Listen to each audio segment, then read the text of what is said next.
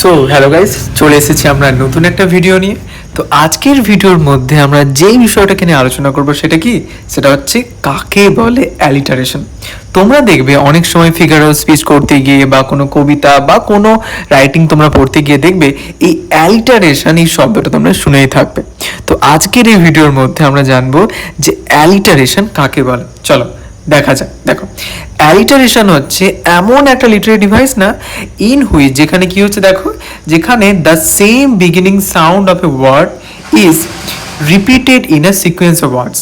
মানে আমরা দেখতে পাচ্ছি কোনো একটা সেন্টেন্সের মধ্যে একই উচ্চারিত কোনো একটা, বলতে পারো ফার্স্ট একদম, মানে কোনো একটা ওয়ার্ডের যে ফার্স্ট লেটার, সেই লেটারটা বারবার রিপিটেটিভ ওয়েতে যদি আমরা একটা কোনো সেন্টেন্সের মধ্যে দেখতে পাই, তখনই সেটাকে আমরা বলি কি অ্যালিটারেশন।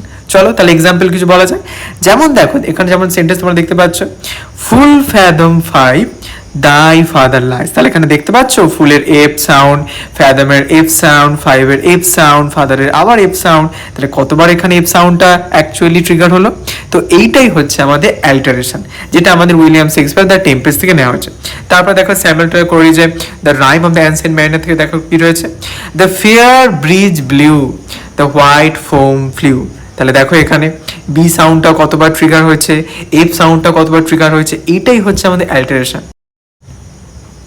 আচ্ছা, এবার দেখো তারপরে আমাদের রয়েছে একটা শর্টে বলতে গেলে অ্যালিটারেশন কি করে, যে ওয়ার্ডের যে রিথিম সেইগুলো জিনিসগুলোকে বারবার রিপিটেটিভ ওয়েতে কোনো একটা সেন্টেন্সের মধ্যে নিয়ে আসে। কেন নিয়ে আসে দাদা?